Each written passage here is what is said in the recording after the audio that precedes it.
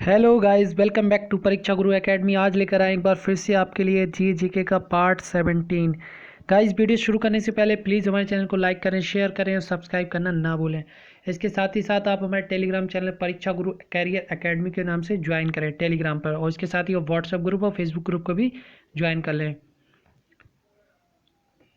Good morning everyone. ठीक है, बोल दिया।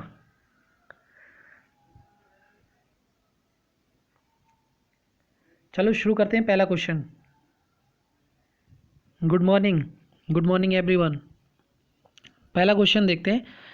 आज़ाद हिंद फौज का गठन कब हुआ? 1919, 1904, 1942 या फिर 1915?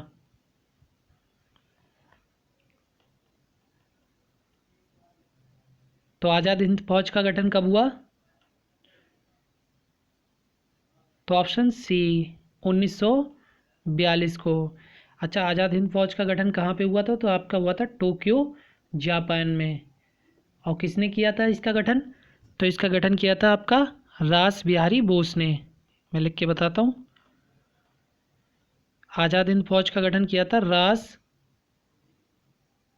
बिहारी बोस ने, जो कि एक भारतीय क्रांतिकारी थे। ठीक है। अच्छा, दूसरा आता है कि आज़ाद हिंद सरकार। ध्यान रखना, ध्यान से सुनना ये चीज़। एक आज़ाद हिंद फौज का गठन तो आपका रास बिहारी बोस ने किया 1942 में, टोक्यो में किया था, जापान में। ठीक है। और ये किया किस लिए था? ये द्वितीय विश्व युद्ध में अंग्रेजों के खिलाफ लड़ने के लिए आज़ाद हिंद फौज का गठन किया गया। एक दूसरा होता है आज़ाद हिंद सरकार। ठीक है, फौज को हटा दो, केवल आज़ाद हिंद सरकार का गठन किसने किया? तो 1943 में आज़ाद हिंद सरकार का गठन किया था आपका नेताजी सुभाष चंद्र बोस ने। ठीक है, आगे समझ में। अब कंफ्यूज नहीं होना आज़ाद हिंद फौज और आज़ाद हिंद सरकार में। आज़ाद हिंद सरकार का गठन किया नेताजी सुभाष चंद्र बोस ने 1943 में। आज़ाद हिंद फौज का गठन किया रास बिहारी बोस ने टोक्यो में। ठीक है। और आपका ये पूछा जाता है आज़ाद हिंद फौज का गठन गठन का विचार सबसे पहले किसके मन में आया था? तो आपका याद रखना है कैप्टन मोहन सिंह। क्या याद रखना है? कैप्टन मोहन सिंह के मन में विचार आया था। आज़ाद हिंद फौज का गठन का बनाने का विचार जो आया कैप्टन मोहन सिंह के मन में। क्वेश्चन नंबर 2 देखते हैं। गाइज, आपको मैं इतनी प्रैक्टिस करवा दूंगा, इतनी प्रैक्टिस करवा दूंगा, कोई इंडिया का कोई एग्ज़ाम आपसे बाहर नहीं जाएगा। इस बात की लिखित आप रख लेना, नोट कर लेना इस बात को। लेकिन होगा उसी का एग्ज़ाम क्लियर। एग्ज़ाम किसका क्लियर होगा? जो प्रॉपर तरीके से समझ रहा। अभी जैसे मुस्लिम लीग की, मतलब ये क्वेश्चन जैसे मैंने पहले बताया, उसके साथ मैंने 3 क्वेश्चन और बताए। तो वो क्या है, आपको या तो ध्यान रखें या फिर नोट्स बनाएं। नोट्स बनाओगे तो वो बेटर रहता है, या फिर रेगुलर क्लास लेते रहो, पीडीएफ मिल जाती है, देखते रहा करो इस चीज़ में। Question number 2। मुस्लिम लीग की स्थापना कब हुई थी? 1906, 1904, 1915 या फिर 1915? ये भी 1915 कर दिया, चलो 1916 कर लो।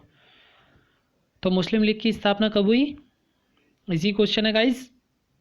तो ऑप्शन ए 1906 में। कहाँ की गई मुस्लिम लीग की स्थापना? बांग्लादेश के नवाब सलीमुल्लाह, बांग्लादेश के नवाब सलीमुल्लाह और आगा खां के द्वारा 1906 में की गई। ठीक है। Question number 2, third.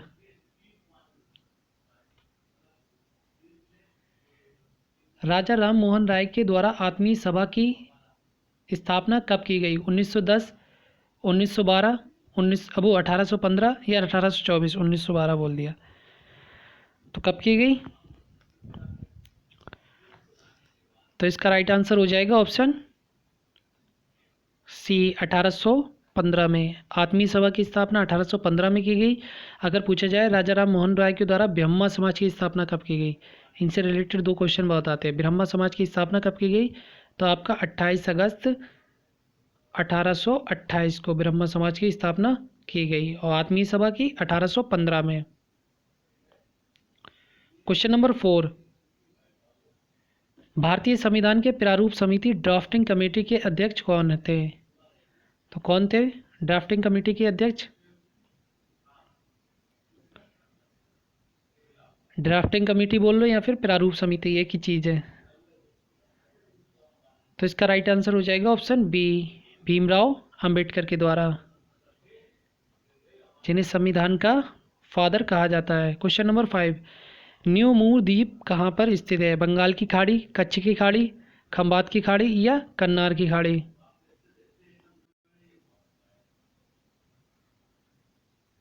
तो कहाँ पर है न्यू मूर द्वीप आपका? तो ऑप्शन ए, बंगाल की खाड़ी में। चलो मैं एक ऐसे छोटा सा कोशिश करता हूँ आपको समझाने की। ये इंडिया का मैप है आपका, ठीक है। ये आपका क्या होती है, बंगाल की खाड़ी, ये अरब सागर हो गया, ये खंबात की खाड़ी हो गया, ये आपकी कौन सी हो गई नीचे वाली, श्रीलंका और तमिलनाडु वाली आपकी मन्नार की खाड़ी हो गई। तो यहाँ पर होता है आपका कौन सा द्वीप है, न्यू मूर द्वीप यहाँ पर है। न्यू मूर द्वीप कहाँ पर है? बंगाल की खाड़ी में। ये वाला जो गुजरात वाला एरिया है, यहाँ पर खाड़ी क्या कहलाती है, खंबात की खाड़ी। और जो यहाँ के आपका तमिलनाडु और श्रीलंका के बीच वाला कहलाता है आपका मन्नार की खाड़ी। क्वेश्चन नंबर 6, कालीबंगा पर कहाँ पर स्थित है? गुजरात, राजस्थान, महाराष्ट्र या पंजाब?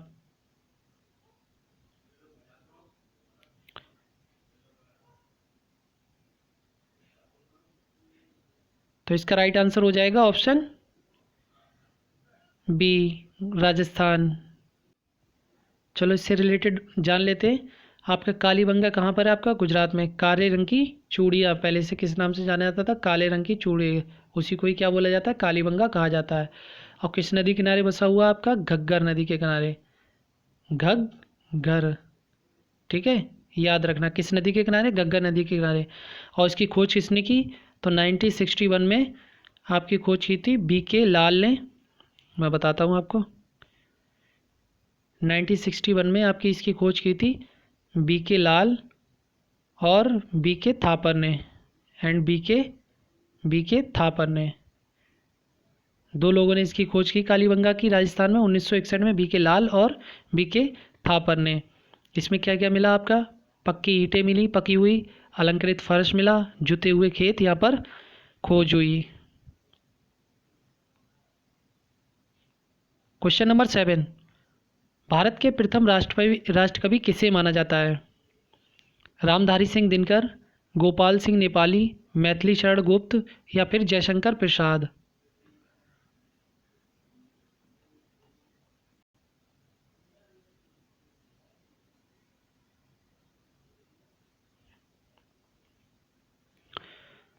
तो किसे माना जाता है? तो ऑप्शन सी, मैथिली शरण गुप्त को। भारत के प्रथम राष्ट्रपति किसे कहा जाता है? मैथिली शरण गुप्त को। अगर ये पूछा जाए आधुनिक हिंदी का जन्मदाता किसे बोला जाता है? आधुनिक हिंदी का जन्मदाता, तो आधुनिक हिंदी का जन्मदाता बोलेंगे भारतेंदु हरिश्चंद्र को। अभी मैंने 2-3 दिन पहले क्वेश्चन कराया है। इस टाइप से आप सारे क्वेश्चन याद कर लें। आधुनिक हिंदी का जन्मदाता किसे बोला जाता है? तो आपका भारतेंदु हरिश्चंद्र को, भारतेंदु हरिश्चंद्र को। और भारत के प्रथम राष्ट्रकवि मैथिली शरण गुप्त को। क्वेश्चन नंबर 8, ब्लड बैंक के नाम से किसे जाना जाता है? किडनी, फेफड़ा, प्लीहा या हृदय? तो ब्लड बैंक के नाम से किसे जाना जाता है? तो ऑप्शन सी, प्लीहा, जिसे स्प्लीन भी कहा जाता है। यहीं पर आपका WBC और RBC का कब्रिस्तान कहा जाता है। WBC RBC का कब्रिस्तान किसे बोला जाता है? प्लीहा को, स्प्लीन को, इंग्लिश में से स्प्लीन बोलते हैं। क्वेश्चन नंबर 9, हिमालय किस श्रेणी के पर्वतमाला है? ज्वालामुखी, बृहस्पति, अपशिष्ट या बलित?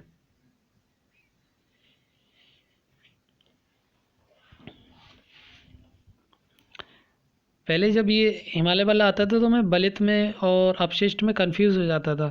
फिर मैंने, ऐसा होता है ना, कुछ चीज़ों को आप इंग्लिश में देखते हैं तो ईजिली समझ में आ जाता है। चलो फिर इसका राइट आंसर बताओ। बहुत बढ़िया गाइस, कुछ लोगों की अच्छी सही, कुछ लोग बहुत रेगुलर प्रैक्टिस कर रहे हैं। जो लोग भी रेगुलर प्रैक्टिस कर रहे हैं, यकीन मानिए वो अगर 3 महीने लगे रहे, आप फिर उसके बाद कह देना, आप जिस दिन पेपर दे के आओ ना GSGK का, किसी भी इसमें एग्ज़ाम में, लेखपाल से लेके UPSC बड़े लेवल का छोड़ के, मैं ये नहीं कह रहा कि IAS PCS के लिए है, ऐसा नहीं है। यूपीएससी से छोड़ के कोई भी एग्ज़ाम में जिस दिन आप पेपर दे के आओ, सेम पैटर्न आपको मिलेगा। मैं क्या करता हूँ, इसमें कुछ क्वेश्चन टफ डालता हूँ, कुछ इजी डालता हूँ, कुछ बहुत ज़्यादा टफ डालता हूँ। पेपर भी ठीक ऐसे ही बनता है आपका। जो ये बना रहा हूँ मैं सेट आपके लिए तैयार करता हूँ, ये पेपर भी ठीक ऐसे ही बनता है। कुछ क्वेश्चन ईजी, कुछ क्वेश्चन अलग, कुछ क्वेश्चन ऐसे जो आपने सुने नहीं होते हैं। इसी तरीके से आपका पेपर का पैटर्न बनता है। चलो इसका राइट आंसर क्या हो जाएगा? ऑप्शन डी, बलित पर्वत। हिमालय के पर्वत किस श्रेणी के पर्वतमाला है? बलित पर्वत। इसे इंग्लिश में बोलते हैं फोल्ड माउंटेन। फोल्ड माउंटेन क्यों बोलते हैं? क्योंकि नीचे के लिए जो बल लगता है, और फिर जब नीचे के लिए बल लगता है तो ये ऊपर के लिए हिमालय उभरता जा रहा है। वर्तमान में हिमालय पर्वत की ऊंचाई जो बोली जा रही है 8,851 मीटर बोली जा रही है। ठीक है, इसके अलावा आपके कौन कौन बलित पर्वत के उदाहरण हैं वर्ल्ड में बता देता हूँ। यूरोप का आपका आल्पस है, और उत्तरी अमेरिका का आपका रॉकी पर्वत है, और दक्षिणी अमेरिका का आपका, दक्षिणी अमेरिका का क्या था यार, हाँ दक्षिणी अमेरिका का आपका एंडीज। ठीक है, एक बार फिर से बताऊँ। देखिए हिमालय जो है आपका बलित पर्वत का उदाहरण है। इसके अलावा ये एशिया में आता है। इसके अलावा आपका यूरोप में पूछा जाए बलित पर्वत का उदाहरण, यूरोप में एक आपका बलित पर्वत का उदाहरण आल्पस पर्वत श्रेणी। दूसरा आपका उत्तरी अमेरिका में रॉकी पर्वत श्रेणी। दक्षिणी अमेरिका में आपका एंडीज पर्वत श्रेणी, जो कि बलित पर्वत के उदाहरण हैं फोल्ड माउंटेन के। क्वेश्चन नंबर 10 देखते हैं। देश में स्टॉक एक्सचेंजों को नियमित कौन करता है? सेबी, वित्त मंत्रालय, आरबीआई, या इनमें से कोई नहीं? तो स्टॉक एक्सचेंजों को नियमित कौन करता है? ऑप्शन ए, सेबी नियमित करता है। Question number 11।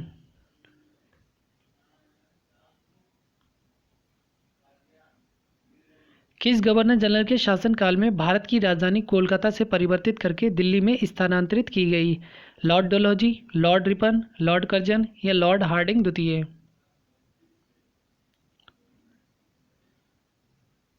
तो किस गवर्नर जनरल के शासनकाल में? तो ऑप्शन डी, लॉर्ड हार्डिंग द्वितीय से 1911 से 1912 के टाइम राजधानी कोलकाता से दिल्ली बनी। और अगर पूछा जाए दिल्ली से नई दिल्ली राजधानी कब बनी, तो आपका 1931 में। ठीक है, याद रखना, दिल्ली से नई दिल्ली राजधानी बनी थी आपकी 1931 या 32 भी आ जाता है, फिलहाल 31 रहता है। या और कोलकाता से दिल्ली आपकी 1911 से 12 बनी। और किसके शासनकाल में? लॉर्ड हार्डिंग के शासनकाल में। इसी के शासनकाल में जॉर्ज पंचम जो होते हैं वो उनका स्वागत होता है, भारत में आते हैं वो। Question number 12। रुपए नाम का सिक्का भारत में सर्वप्रथम किसने जारी किया? अकबर, सिकंदर लोदी, शेरशाह सूरी, या बलबन? तो रुपए नाम के सिक्का भारत में सर्वप्रथम किसने जारी किया? तो ऑप्शन सी, शेरशाह सूरी। इनका शासनकाल कब से कब तक चला? 1540 से 1545 तक इनका शासनकाल चला। एक कैलेंजर तोप चलाने के दौरान इनकी मृत्यु हो जाती है। Grand trunk road and GT road किसने बनवाया था? शेरशाह सूरी ने बनवाया था। जो कहाँ से कहाँ तक जाता था? आपका सोनार गांव, सोनार गांव, बंगाल, सोनार गांव आपका कोलकाता से, और कहाँ तक जाता था? तो पेशावर, पाकिस्तान तक जाता था। ऐसे याद किया करो। बहुत सारे बच्चे एक क्वेश्चन के साथ कई नाम रिपीट करते हैं। बहुत बढ़िया गाइस, अब लग रहा है कि आप अच्छा सीख रहे हो और अच्छा ही आपको याद भी हो रहा है। और अपना स्कोर कार्ड ज़रूर बताया करो सारे लोग। आफ्टर वीडियो के बाद दोबारा से प्ले करके स्कोर कार्ड बताया करो कि सर इतने क्वेश्चन हो रहे हैं। और अपने मोटिवेशनल थॉट भी लिखा करो। जैसे कि होता है ना मोटिवेशनल, हर वीडियो के नीचे अपने मोटिवेशनल थॉट लिखा करो, जो भी आप जानते हो। कोई भी मोटिवेशनल थॉट जानते हो तो वो आपको कमेंट में ज़रूर लिखना। आज देखते हैं कितने लोग कमेंट में मोटिवेशनल थॉट लिखते हैं। तो मेटूर बांध किस नदी पर बनाया गया है? तो ऑप्शन बी, कावेरी नदी पर। मेटूर बांध आपका कहाँ पर है? कावेरी नदी पर। अच्छा, इसे कैसे याद करेंगे? मैंने एक ट्रिक भी बताई थी। मैं टूर मतलब कि आप टूर पे गए, तो कोई आपको मिलना चाह रहा है। जैसे कि आप क्या गए? टूर पे गए। टूर पे गए तो आप मिलना चाह रहे हो किससे? मतलब आपको पता नहीं है, आप कहीं घूमने गए, मिलना चाह रहे हो कि हमें ये जगह बता दो, तो वहाँ पे आप किसी से फ़ोन लगाया, तो वो क्या कर रहा है, टूर पे गए तो आपने किसी को फ़ोन लगाया, वो बेरी कर रहा है, वो आपसे मिलना चाहता है। ठीक है, अब इसकी ट्रिक बता दूं। टूर से आपका क्या हो गया, मेट्टूर बांध हो गया। मिलना से आपका हो गया तमिलनाडु हो गया। और वेरी से आपका क्या हो गया, कावेरी नदी हो गया। ठीक है, या ऐसे याद किया करो। अब कावेरी नदी आपकी कहाँ निकलती है, पश्चिमी घाट से, ब्रह्मगिरी पहाड़ी से निकलती है। क्वेश्चन नंबर 14, राजा राम मोहन राय के द्वारा ब्रह्मा समाज की स्थापना कब की गई, 1815, 1822, 1828 या 1830। अभी मैंने ऊपर आंसर भी बताया था इसका, तो इसका राइट आंसर हो जाएगा ऑप्शन सी, 1828 में। क्वेश्चन नंबर 15, नॉर्वे की राजधानी कहाँ है, ओस्लो, पेरिस, वॉर्न या लिस्बन। तो नॉर्वे की राजधानी कहाँ पर स्थित है, तो ऑप्शन ए, ओस्लो नॉर्वे की राजधानी है। क्वेश्चन नंबर 16, राष्ट्रपति द्वारा किस अनुच्छेद के आधार पर राष्ट्रीय आपात की घोषणा की जाती है। तो राष्ट्रीय आपात की घोषणा किस अनुच्छेद के तहत की जाती है, आपको पता है 3 आर्टिकल होते हैं, 352, 356 और 360। देखो, अगर राज्यों में कोई भी विवाद होता है या राज्यों में कोई दिक्कत होती है, तब आपकी इमरजेंसी लगाई जाती है 356, जो कि राष्ट्रपति के द्वारा ही लगाई जाती है। ये लगाई तो सारी राष्ट्रपति के द्वारा जाती है अनुमति से। 352 क्या होता है, गृह युद्ध वगैरह हो जाता है, देश में, पूरे देश में लगेगी 352। 356 जो होगी वो आपकी यहाँ लगेगी राज्य में। इतना याद रखो। अब राष्ट्रीय आबाद पूछ रहा है, तो इसका राइट आंसर क्या हो जाएगा, ऑप्शन सी, 352। अगर इसमें कहीं भी राज्य का नाम दे देता कि राष्ट्रीय आपात लगाया जाता है राज्य में, तो किस राज्य में लगाया जाता है, तो आपका हो जाता है 356। देखो आप कैसे याद करो, मैं बता रहा हूँ। जैसे मैंने याद किया आप वैसे याद रख सकते हो। आपको ये तो पता है 3 इमरजेंसी होती हैं। 56 का क्या होता है, देखो राज्य में और केंद्र में, आपने देखा होगा बहुत जगह केंद्र में और राज्य में बनती नहीं है। जैसे कि पश्चिम बंगाल की ममता बनर्जी, मैं एक उदाहरण दे रहा हूँ, कोई मतलब किसी पार्टी से संबंधित नहीं है। ममता बनर्जी की और केंद्र सरकार पीएम नरेंद्र मोदी की, इन लोगों की क्या बनती नहीं, तो इन लोगों का कैसा आंकड़ा रहता है, 36 की जगह हम क्या समझेंगे, 56 का आंकड़ा रहता है। कैसा आंकड़ा रहता है, राज्य और केंद्र के बीच 56 का आंकड़ा रहता है। तो आप ऐसे याद कर लो। तो राज्य में कौन सी लगती है आपकी, 356, और पूरे में जो लगती है नेशनल लगती है वो 352, और 360 आपकी वित्तीय होती है। 360 अभी तक भारत में नहीं लगी है। क्वेश्चन नंबर 17, हिंदू महासभा की स्थापना किसके द्वारा की गई थी, गोपाल कृष्ण गोखले, सुरेंद्रनाथ बनर्जी, सुभाष चंद्र बोस या मदन मोहन मालवीय। देखिए गाइज, जितना पॉसिबल हो जाता है मैं आपको ट्रिक जहाँ पे होती है बताने की, मैं ट्रिक भी बताता हूँ। अगर कोई नोट करता होगा तो वो समझ जाए, चीज़ों को याद हो जाएंगे। तो इसका राइट आंसर हो जाएगा ऑप्शन डी, मदन मोहन मालवीय ने। क्वेश्चन नंबर 18, राज्यपाल की नियुक्ति कौन करता है, प्रधानमंत्री, मुख्य न्यायाधीश, राष्ट्रपति या लोकसभा के अध्यक्ष।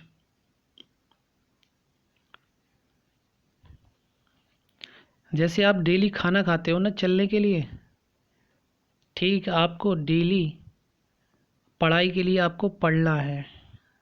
आप इससे कंप्रोमाइज़ करोगे तो आप अपनी जॉब से कंप्रोमाइज़ करोगे। एक बात ध्यान रखना है इस बात को। अगर आप डेली प्रैक्टिस कर रहे हो तो ही आपकी जॉब लगना है। आप सोचो कि 8 दिन बाद जब एग्ज़ाम टाइम आएगा तब पढ़ेंगे, कोई फ़ायदा नहीं है। आप अपना सिर्फ और सिर्फ टाइम वेस्ट करोगे। जो लोग एग्ज़ाम क्रैक करते हैं वो हमेशा कंटिन्यू लगे रहते हैं, उन्हें बाहरी दुनिया से मतलब उनका बहुत 0% रहता है, क्योंकि उनका फोकस टोटल अपने काम पे होता है। वही आपको करना है। तो राज्यपाल की नियुक्ति इजी क्वेश्चन है गाइस। तो ऑप्शन सी, राष्ट्रपति के द्वारा इसकी नियुक्ति की जाती है। किस आर्टिकल के तहत राज्यपाल की नियुक्ति होती है, आर्टिकल 155 के द्वारा राष्ट्रपति के द्वारा नियुक्ति की जाती है राज्यपाल की, आर्टिकल 155 के द्वारा। क्वेश्चन नंबर 19, उकाई परियोजना किस नदी पर स्थित है, पेरियार नदी, ताप्ती नदी, नर्मदा नदी या फिर कावेरी नदी। तो उकाई परियोजना किस नदी पर स्थित है, तो ऑप्शन बी, ताप्ती नदी। ये चीज़ें परियोजना वाली तो मैंने ऐसे याद किया। अब जैसे कि उकाई, मतलब कि आपको पता है कि गर्मी होती है, कहीं तपन होती है, तो आप क्या कहते हैं, ऊप से जाते हैं। उकाई सी मतलब एक सोच लो कि उबाई सी आ रही है, कहते नहीं उबाई रहे हो, ओंग से रहे हो, तो उबाई सी आ रही है। कैसे, जब ओंग हो कब, जब तपन होगी ज़्यादा। यही ऑप्शन मिलेगा। तपन से हम क्या पकड़ेंगे, ताप्ती नदी। तो आज के बाद याद रहेगा, उकाई मतलब ऊबन से हो रहे, ऊप से हो रहे हैं, तो वो ताप्ती नदी आपका रहेगा।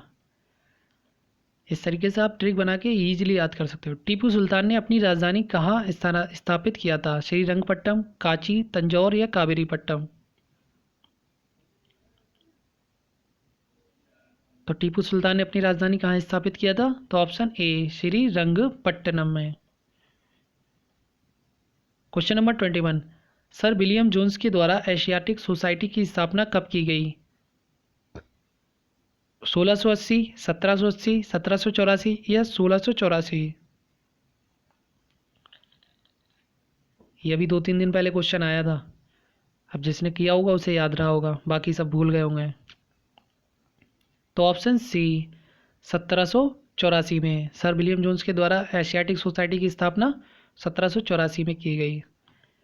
क्वेश्चन नंबर 22, काकोरी कांड में किस क्रांतिकारी को फांसी दी गई? भगत सिंह, चंद्रशेखर आजाद, राम प्रसाद बिस्मिल, बाल गंगाधर तिलक?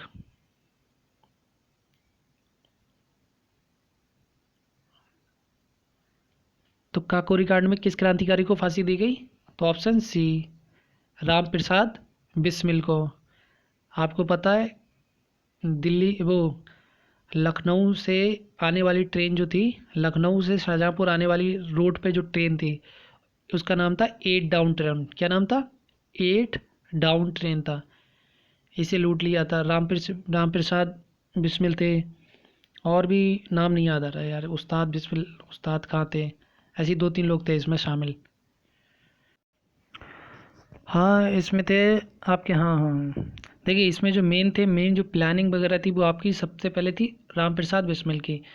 उसके अलावा इनके साथ थे अशफाक उल्ला खां थे, राजेंद्र लाहौड़ी करके थे, और ठाकुर रोशन सिंह थे। ये पार्टी ने, किस पार्टी ने काम किया था? HSRA, Hindustan social Republic association party थी, उसने ये काम किया था। लगभग 10 सदस्य इसमें शामिल थे ट्रेन लूटने में। ये आपकी जगह पड़ती कहाँ है? लखनऊ और शाहजहाँपुर के बीच एक स्टेशन पड़ता है काकोरी, वहीं पर ये घटना हुई थी। ये बिल्कुल आप पढ़ेंगे इसके बारे में, ये बिल्कुल फिल्मी सीन हुआ था। यहाँ पर केवल 4 माउजर थी, मतलब 4 गन के बदौलत पूरी। और जबकि अंग्रेज़ों के पास तो आपकी पूरी उसमें सिक्योरिटी गार्ड भी थे, सब उनके सैनिक भी थे, लेकिन 4 माउजर थी केवल, और 10 लोगों ने पूरी ट्रेन को लूट लिया। सोचो कितने मतलब ताकतवर थे हमारे क्रांतिकारी। क्वेश्चन नंबर 23, सूर्य की ऊष्मा पृथ्वी तक किस विधि से पहुंचती है? विकिरण, चालन, संवहन या परावर्तन?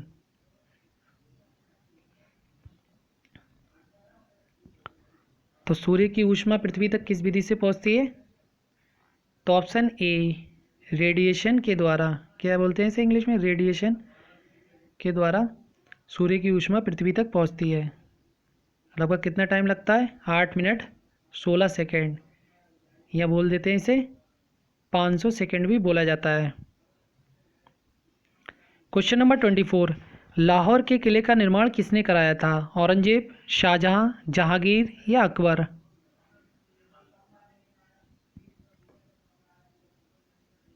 तो लाहौर के किले का निर्माण किसने कराया था? तो अकबर ने। क्वेश्चन नंबर 25, भारत में परिवार नियोजन कार्यक्रम का प्रारंभ कब किया गया? 1945, 1950, 1952 या 1955?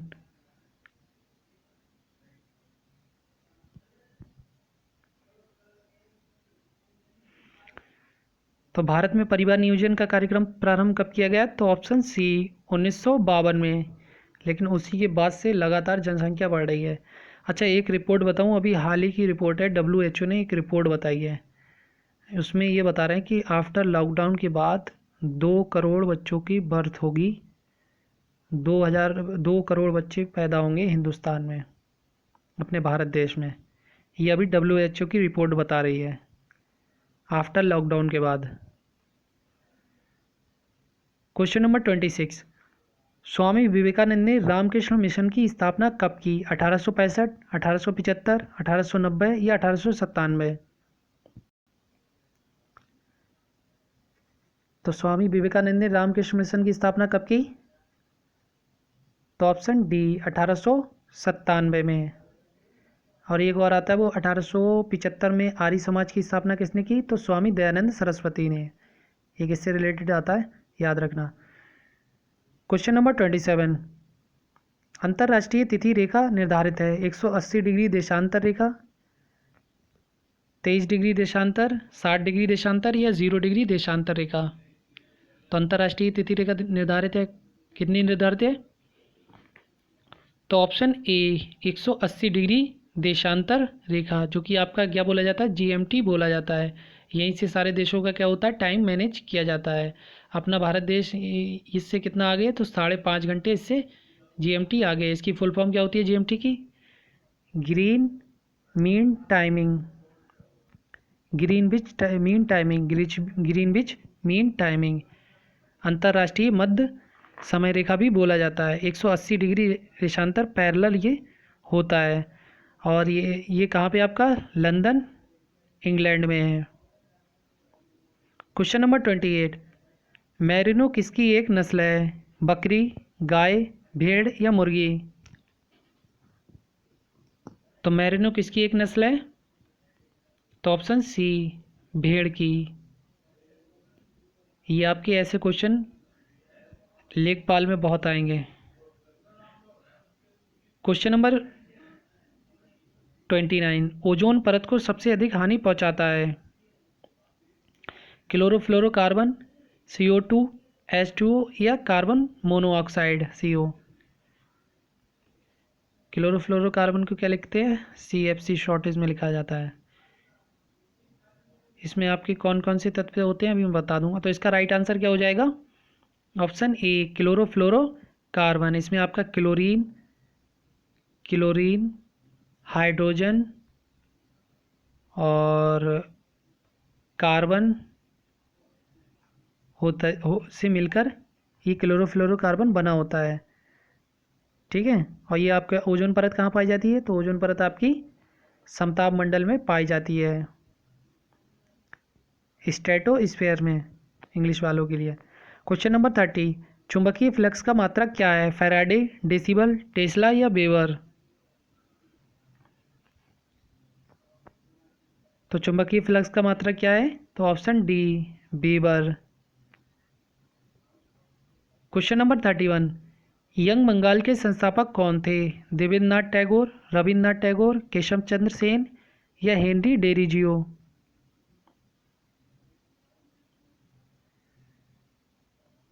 तो यंग बंगाल के संस्थापक कौन थे? तो ऑप्शन डी हेनरी डेरिजियो।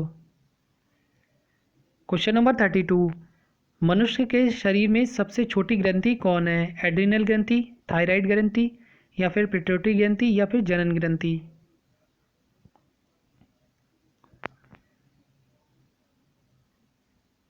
तो इसका राइट आंसर हो जाएगा ऑप्शन सी, सबसे छोटी ग्रंथि पिट्यूटरी ग्रंथि या फिर पीयूष ग्रंथि कहा जाता है, जो कि आपके मस्तिष्क के पीछे वाले हिस्से में एक मटर के दाने के समान होती है। इसका वजन होता है 0.6 ग्राम।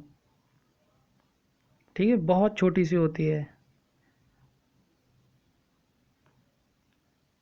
क्वेश्चन नंबर 33, पृथ्वी के कितने प्रतिशत क्षेत्रफल पर जल है? तो कितने प्रतिशत पर क्षेत्र पर जल है? तो ऑप्शन सी 71% पर जल है। क्वेश्चन नंबर 34, तमसो माँ ज्योतिर्गमय कहाँ से ली गई है? अथर्ववेद, सामवेद, ऋग्वेद या इनमें से कोई नहीं? तो तमसो माँ ज्योतिर्गमय ये लाइन कहाँ से ली गई है? तो इसका राइट आंसर हो जाएगा ऑप्शन सी ऋग्वेद से।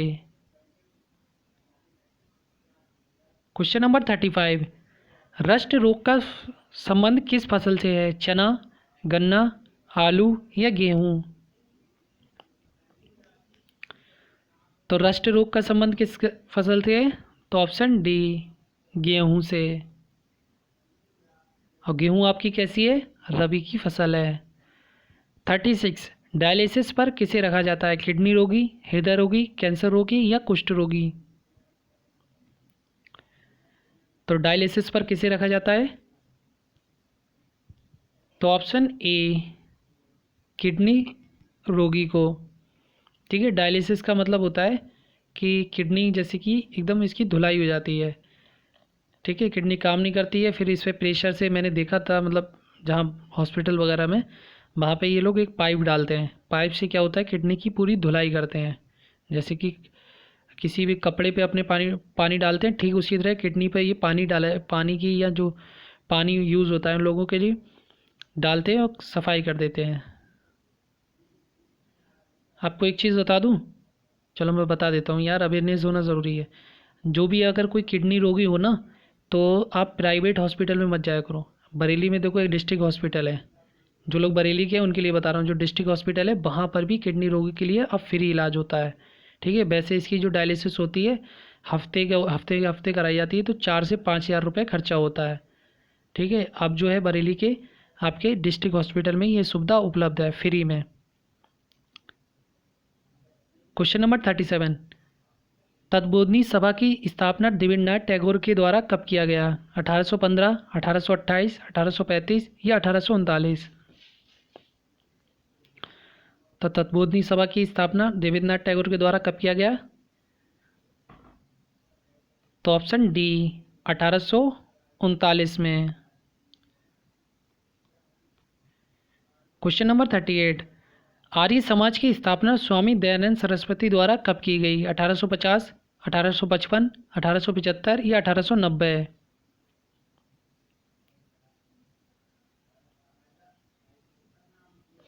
तो आर्य समाज की स्थापना स्वामी दयानंद सरस्वती द्वारा कब की गई?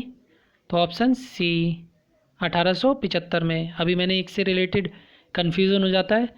और रामकृष्ण मिशन की स्थापना किसने की? स्वामी विवेकानंद ने की। अब वो कब की थी? 1897 में।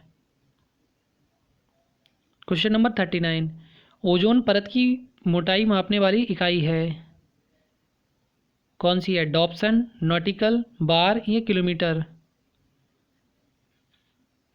तो ओजोन परत की मोटाई मापने वाली इकाई क्या कहलाती है? तो ऑप्शन ए, डॉप्सन कहलाती है। नॉटिकल के लिए, नॉटिकल किसकी नुपरी? ये तारों वगैरह की गति या पृथ्वी की दूरी जो नापी जाती है, बहुत बहुत लंबी गति नापी जाती है, उसे नॉटिकल कहते हैं। और बार जो होता है वो क्या होता है आपका? ये ऐसे करके बार होता है। वायु दाब नापने के लिए बार इकाई हो जाता है। और नॉर्मली जो आपकी लंबाई नापी जाती है वो किलोमीटर से मापी जाती है। क्वेश्चन नंबर 14, वही आ गया लगातार। तद्बोधनी सभा के संस्थापक कौन थे? देवेंद्रनाथ टैगोर, रेंडी डेरिजियो, स्वामी विवेकानंद या ज्योतिबा फुले? तो अभी तो ऊपर बताया था कौन थे। तो ऑप्शन ए, देवेंद्रनाथ टैगोर। कब की थी? 1839 में तद्बोधनी सभा की स्थापना की थी। देखें हैं क्वेश्चन और नहीं, ये ख़त्म हो गया। गाइस वीडियो कैसी लगी लाइक करें, शेयर करें और सब्सक्राइब करना ना भूलें। जो लोग भी नए हैं वो चैनल को सब्सक्राइब ज़रूर कर लें, बेल आइकन को दबा लें, जो जिससे कि हमारे आने वाली वीडियो का नोटिफिकेशन आपको मिल जाए। इसके साथ ही आप हमारे परीक्षा गुरु कैरियर एकेडमी टेलीग्राम चैनल को ज्वाइन करें। इसके साथ ही आप व्हाट्सएप ग्रुप और फेसबुक को भी ज्वाइन कर लें। साथ ही साथ आपको डेली की करंट अफेयर्स की PDF भी मिल जाती है। और इसका अगर आंसर मान लीजिए ऑप्शन ए है, तो आपको आंसर लगा हुआ PDF मिल जाएगा। इवनिंग में मिल जाता है, शाम तक आपको मिल जाएगा टेलीग्राम चैनल से। घर पर रहें, सेफ रहें। Okay, bye bye everyone.